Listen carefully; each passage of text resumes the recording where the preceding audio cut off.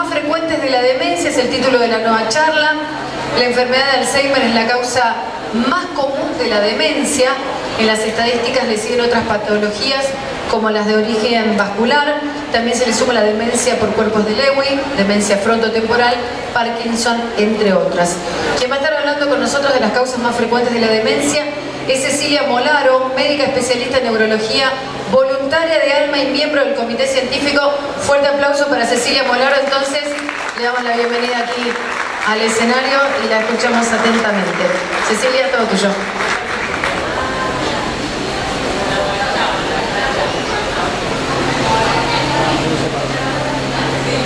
Buenas tardes, ahora sí. Gracias por venir. La idea de la charla en general es tratar de generar conceptos claros sobre las causas de las demencias. Cuando hablamos de que hoy en día cada 3 segundos se diagnostica a una persona con demencia en todo el mundo, tenemos que reconocer las causas y poder identificar cuáles son los síntomas de inicio para poder consultar. Este tema realmente trae muchas confusiones, a veces por desinformación, por falta de información o por directamente acudir al doctor Google. Así que espero que formemos conceptos en conjunto con el médico de confianza. ¿Qué es la demencia? Como ya han hablado en la charla anterior, es la disminución progresiva de las funciones cerebrales que impacta en la independencia de la vida diaria. Va a generar esa enfermedad del cerebro, la disminución progresiva de las habilidades que usamos todos los días para mantenernos en forma independiente y realizar todas nuestras actividades. Entonces la persona que llega a la demencia es la que necesita de un cuidador, una tercera persona que le ayude a poder desarrollar esas actividades.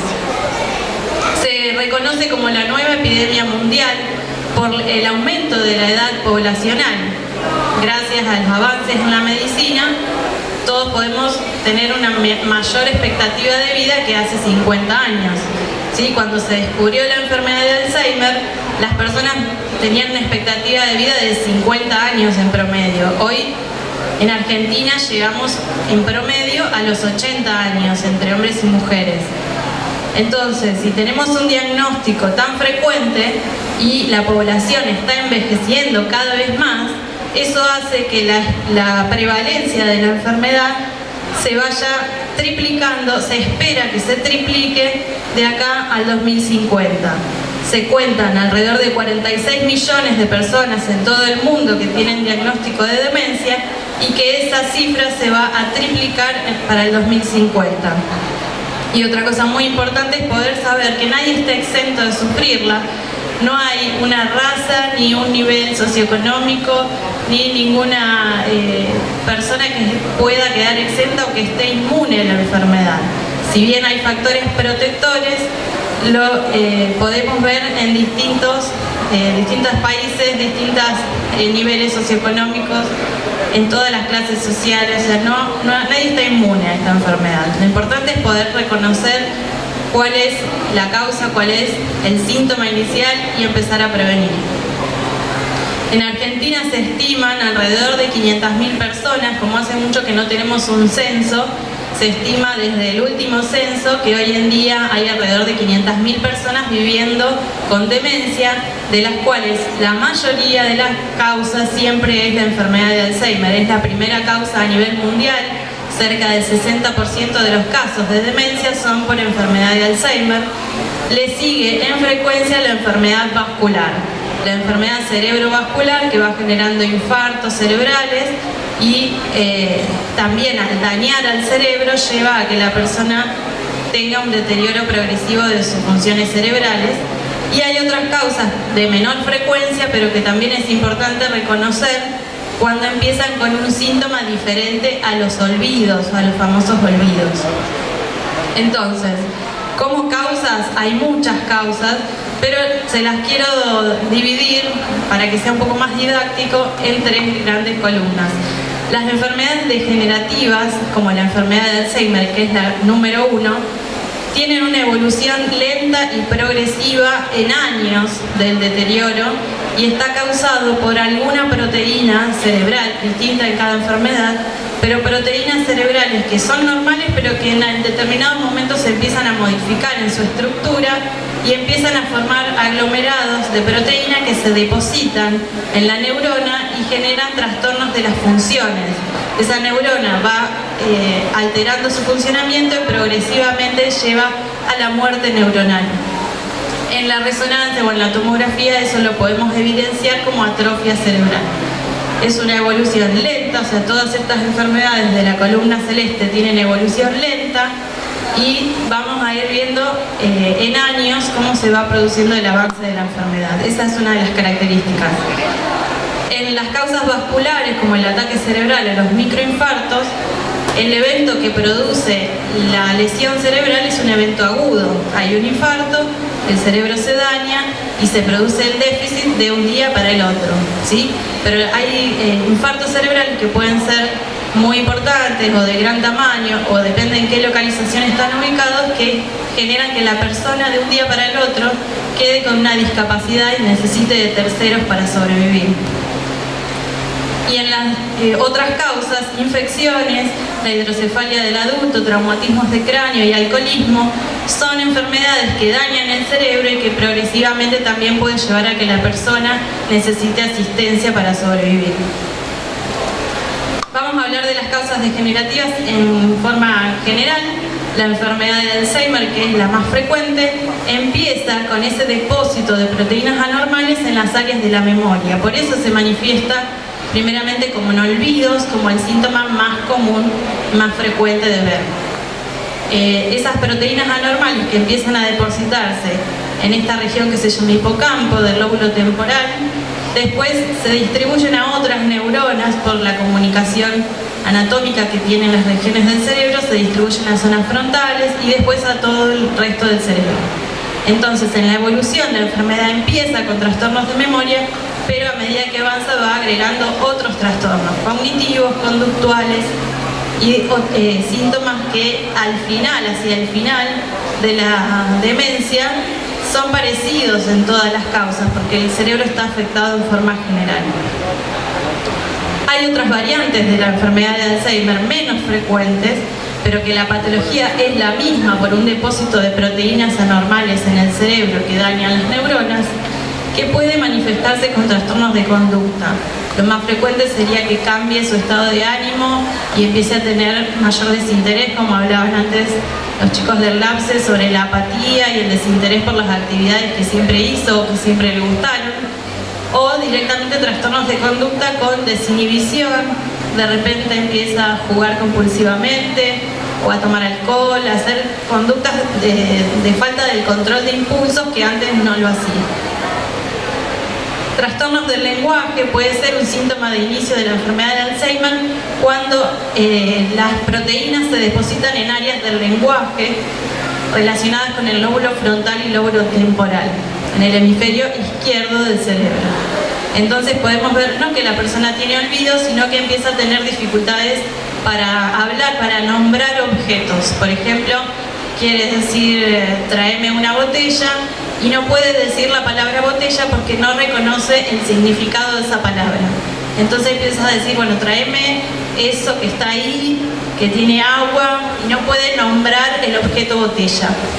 Es un síntoma muy característico de trastornos del lenguaje que pueden iniciarse en una enfermedad de Alzheimer que sería no la presentación típica o más frecuente. Por eso se le llama variantes. Y otro de los síntomas que son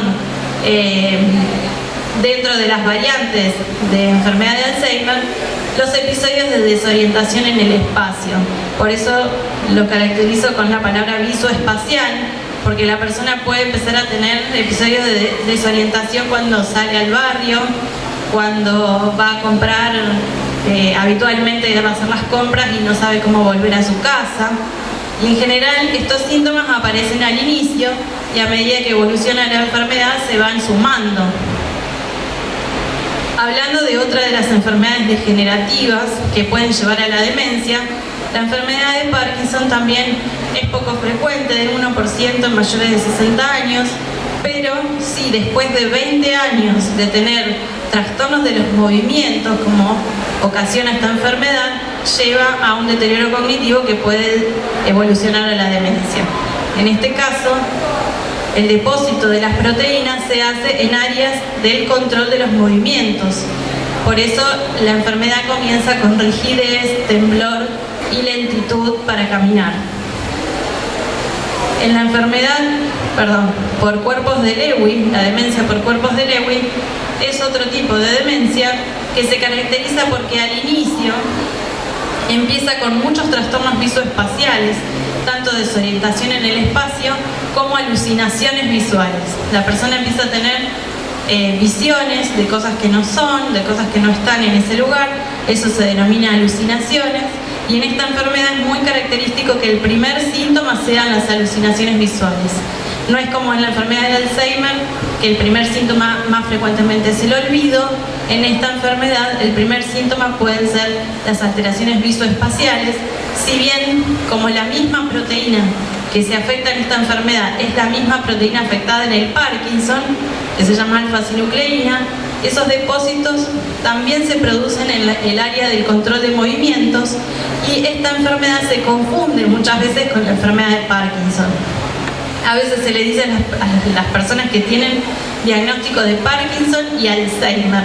En realidad esa es la enfermedad difusa de cuerpos de Lewy, que tiene afectación de muchas áreas a la vez, y desde el inicio tiene trastornos visoespaciales, trastornos del movimiento como un Parkinson y trastornos de la memoria como un Alzheimer. Es una enfermedad que desde el inicio afecta en forma global al cerebro, y por eso puede ser más difícil su manejo, en diferencia al Alzheimer, que la evolución es más lenta en años. La demencia frontotemporal es otra variante de las enfermedades degenerativas, donde el depósito de proteínas anormales, que son diferentes a las proteínas que se afectan en la enfermedad de Alzheimer, se van a depositar en el lóbulo frontal y en el lóbulo temporal, como dice el nombre, y los síntomas que van a generar, sobre todo el lóbulo frontal, trastornos de conducta, que puede ser, por un lado, la depresión o la falta de interés, la apatía, o trastornos de conducta como desinhibición y agresividad, o conductas muy aberrantes. Cambios del comportamiento, eso lo va viendo mucho el familiar, que cambió su personalidad, parece que no le importa nada. O sea, muchas veces el que consulta es el familiar. Y si afecta el lóbulo temporal o frontal del lado izquierdo, como es el hemisferio dominante para el lenguaje, vamos a tener trastornos del lenguaje del mismo tipo que le había comentado antes, pero causado por el depósito de otra proteína diferente a la que se produce en la enfermedad de Alzheimer. Ahora, hablando de enfermedad vascular, seguramente todos conocen o tendrán algún familiar o amigo que ha tenido una ACV o un accidente isquémico transitorio. Es muy frecuente la enfermedad vascular y es la primera causa de discapacidad a nivel mundial, el ACV, el ataque cerebral. Entonces, como la demencia es una enfermedad del cerebro, si tenemos un ataque cerebral, obviamente es una causa más de demencia. Por ejemplo, un infarto grande en un área, acá en esta es una imagen de tomografía donde se ve un infarto, que es esta zona negra, muy extenso del lado izquierdo del cerebro. Entonces, si afecta el lado izquierdo, me va a dar trastornos del lenguaje, y al ser muy grande también me va a dar la debilidad de la mitad del cuerpo, un trastorno de la marcha y trastornos cognitivos muy importantes que llevan a que la persona evolucione a una demencia por un solo ataque cerebral. También puede generar la enfermedad microvascular por afectación de las arterias más pequeñas, múltiples infartos que van haciendo que se sumen los defectos o las secuelas de esos microinfartos a lo largo del tiempo. Los microinfartos, a mayor cantidad va a haber mayor afectación cerebral. Esta primera imagen de resonancia tiene unos puntitos blancos aislados, son los microinfartos aislados, sería considerado de grado leve.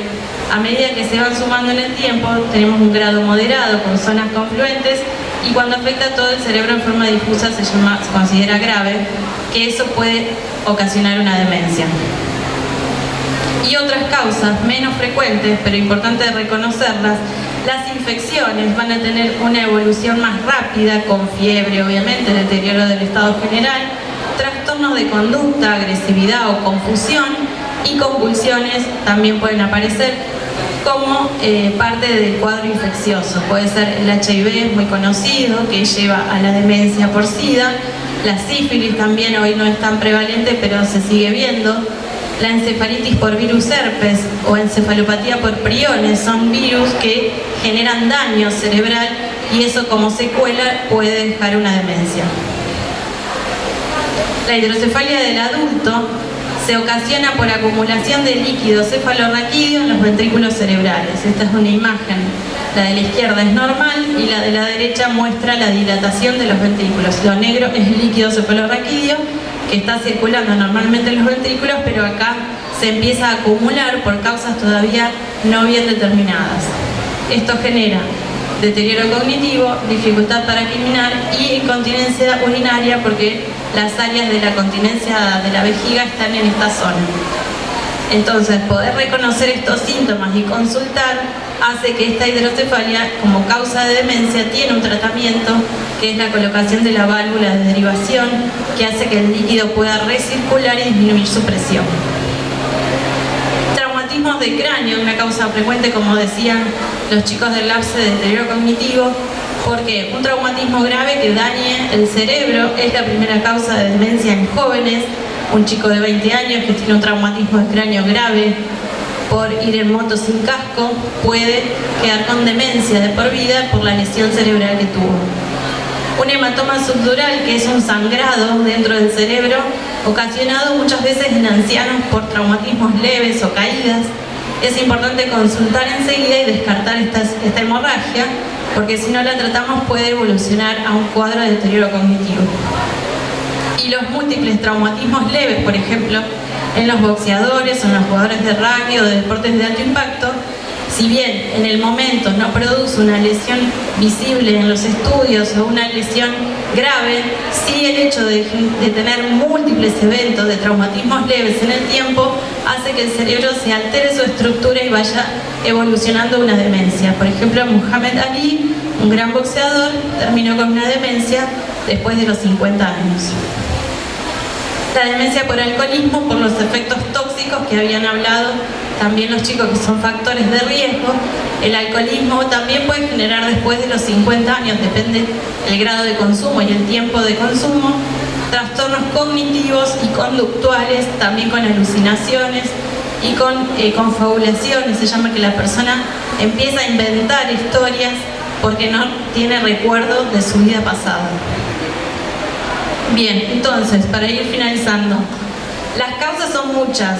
Es importante diferenciarlas por los síntomas de inicio que habíamos hablado, y tenemos que reconocer que hoy en día el 80% son causas mixtas entre enfermedad degenerativa, que es el Alzheimer, la más frecuente, y la enfermedad vascular, que también es muy prevalente.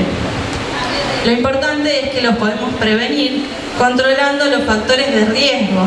Los factores de riesgo modificables, si bien habíamos hablado que la edad es el principal factor de riesgo para que aparezcan las demencias, no podemos modificar nuestra edad, pero sí controlar estos factores de riesgo modificables. La diabetes, la obesidad en la edad media, la hipertensión en la edad media, o sea, desde joven, estar bien controlados y bien tratados, disminuir la obesidad, luchar contra el sedentarismo, no fumar, estimular la educación, evitar la depresión. Si hacemos todo eso, podemos disminuir un 30% de los casos de Alzheimer o un 50% de las causas de demencia. Sí, es muy importante reconocer esto, y a través de las actividades que les proponemos, como el ejercicio físico, desafiar al cerebro, aprender cosas nuevas, la nutrición saludable, mantenernos activos en nuestras relaciones sociales, los vínculos, reducir el estrés y cuidar el corazón y las arterias. Muchas gracias por su atención. Gracias entonces a Cecilia Molaro por toda la información que nos ha dado.